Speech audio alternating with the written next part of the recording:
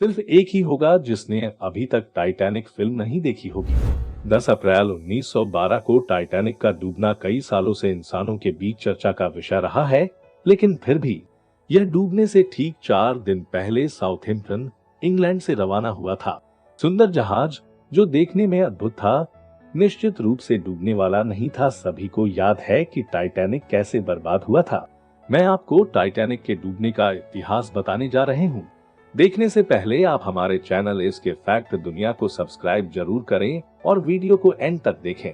10 अप्रैल 1912 को टाइटैनिक को नीदरलैंड के बेलफास्ट से इंग्लैंड के साउथहैम्पटन बंदरगाह पर लाया गया था। अधिकारियों ने इंग्लैंड में साउथहैम्पटन के बंदरगाह से टाइटैनिक के मार्ग की घोषणा की। यह घोषणा की गई थी कि RMS टाइटैनिक आयरलैंड और फ्रांस के रास्ते इंग्लैंड से न्यूयॉर्क पहुंचेगा। तब RMS टाइटैनिक की ऐतिहासिक यात्रा को देखने के लिए टाइटैनिक टिकट लेने के लिए उग्र हो जाता है।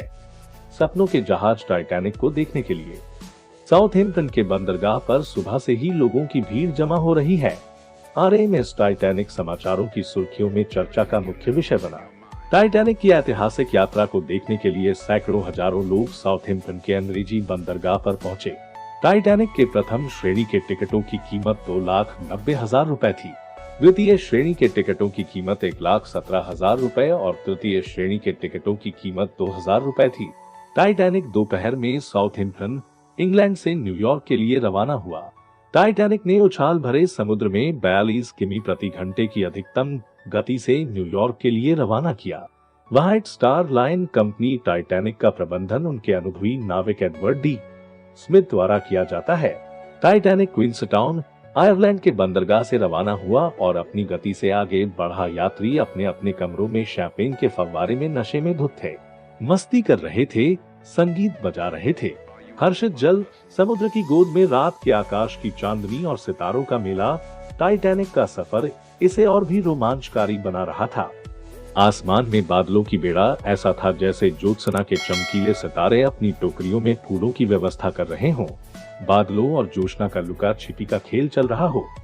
14 अप्रैल की रात को जहाज के वयोवृद्ध कैप्टन स्मिथ ने जहाज के चालक दल क्लेडर फिट और रीजन ली को जहाज के मस्तूल पर वॉच टावर के ऊपर जाने और समुद्र पर नजर रखने का आदेश दिया। इसके तुरंत बाद टाइटैनिक के डूबने से 40 मिनट पहले एक और जहाज मिसबाह टाइटैनिक रेडियो ऑपरेटरों जैक फिलिप्स और हार्वर्ड ब्लिथ से संपर्क किया। टाइटैनिक की यात्रा में बर्फ की थैलियां रखने की चेतावनी, लेकिन टाइटैनिक के रेडियो ऑपरेटर ने मजाक को मजाक समझकर नजरअंदाज कर दिया। रेडियो ऑपरेटर ने जहाज के मुख्य नाविक स्मिथ से आइसबैग की खबर को गुप्त रखा। 14 अप्रैल की रात को अटलांटिक महासागर की कड़ाके की ठंड में जोचना ने फेडर फ्लीट के मस्तूल पर स्थित वॉच टावर से समुद्र को देखा, लेकिन धुंध भरी ठंड में आधी रोशनी वाली छतरी में उसने अचानक जहाज के सामने 600-700 मीटर की दूरी पर एक फीके पहाड़ को देखा। तब तक बेड़े को इस बात का एहसास नहीं था कि यह समुद्र में तैरता हुआ हिमखंड है। फेडर के बेड़े ने बिना समय बर्बाद किए जहाज के मस्तूल पर घंटी बजाकर सभी को आगाह कर दिया। जहाज के नियंत्रण कक्ष को फोन के द्वारा सूचित किया गया था। उस टाइम जहाज से हिमखंड तक की दूरी केवल 40 सेकंड है। कैप्टन स्मिथ ने खतरे को भांपते हुए जहाज का इंजन बंद कर दिया और टाइटैनिक को बाईं मुड़ने का आदेश दिया। लेकिन अगर इंजन बंद कर दिया गया तो भी इतने कम समय में जहाज की गति को नियंत्रित करना मुश्किल था। रात 11:10 बजे घड़ी ने टाइटैनिक के दाहिने किनारे पर हिमखंड को मारा और मारा। उस समय जहाज की गति पर नाविकों का कोई नियंत्रण नहीं था। टाइटैनिक अपनी हाई स्पीड गति से एक हिमखंड में दुर्घटनाग्रस्त हो गया। जहाज के नीचे दाईं ओर लगभग 90 फीट के नट और बोल्ट ढीले थे। जहाज के तीसरे दर्जे के यात्री जहाज के निचले तल पर थे। उन्हें अपने आप एक झटका लगा। थोड़ी देर बाद समुद्र के ठंडे पानी ने ठंडी आवाज के साथ जहाज की फटी चादरों में छेद कर दिया। थर्ड क्लास केबिन में घुसने लगा। तब तक जहाज पर सवार कोई भी यात्री सपने में भी नहीं सोच सकता था कि वे सभी टाइटैनिक के साथ डूबने वाले हैं।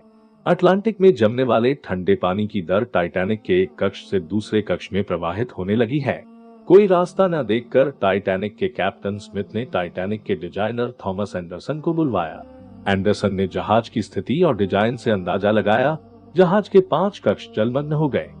ऐसे में टाइटैनिक को बचाए रखना संभव नहीं है। असहाय नाविक स्मिथ ने अंततः जहाज के चालक दल लाइफ बोट को समुद्र में उतरने का आदेश दिया। सभी को यकीन था कि टाइटैनिक कभी नहीं डूबेगा। तो टाइटैनिक में केवल 20 लाइफ बोट थे, जो यात्रियों की जरूरत से काफी कम थे। लेकिन उस समय तराहुरों में जहां एक ही लाइफ बोट में 75 यात्रियों की क्षमता थी, लाइफ बोट में 18-30 लोगों को बैठाया गया था।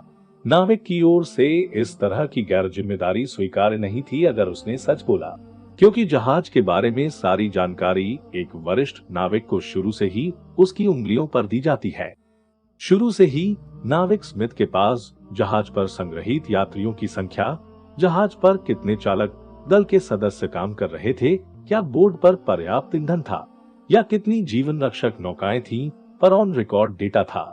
यदि नाविकों ने थोड़ा धैर्य के साथ ठंडा से रखा होता और पर्याप्त यात्रियों को लाइफ बोट पर रखा होता, तो अधिक यात्री बच जाते। शीर्षक रहित डिजाइन 3-1। जैसे जैसे समय बीतता गया, टाइटैनिक के 5 केबिन में पानी घुसते ही जहाज का अगला भाग भारी और भारी होता गया। जानकारों के मुताबिक जहाज के 5 केबिन जलमग्न हो गए और टाइटैनिक 10 डिग्री आगे झुक गया, जिससे टाइटैनिक का पिछला हिस्सा ऊपर उठ गया। टाइटैनिक के केबिन के विभिन्न हिस्सों के लगातार जलमग्न होने के परिणाम स्वरूप जहाज के सामने के हिस्से का वजन धीरे धीरे बढ़ता गया। इस प्रकार 15 अप्रैल 1912 को दोपहर 2:20 बजे टाइटैनिक 2 भागों में विभाजित हो गया और बीच में टूट गया। टाइटैनिक को पूरी तरह डूबने में करीब 2 घंटे का समय लगा। टाइटैनिक दुर्घटना में जहाज के चालक दल और यात्रियों सहित लगभग 1518 लोगों की समय से पहले मौत हो गई थी। सुगंधित दुर्घटना में केवल 610 यात्रियों को बचाया गया था। टाइटैनिक के दुर्घटनाग्रस्त होने के 2 घंटे बाद एक बचाव जहाज घटनास्थल पर पहुंचा और बचे हुए यात्रियों को बचाया, जिन्हें न्यूयॉर्क ले जाया गया। दोस्तों, ये थी हमारा टाइटैनिक जहाज डूबने का इतिहास। दोस्तों, इस इतिहास के लिए एक लाइक तो बनते हैं, और ऐसा रहस्य वीडियो पहले देखने के लिए हमारा चैनल सब्सक्राइब करना बिल्कुल चाहिए।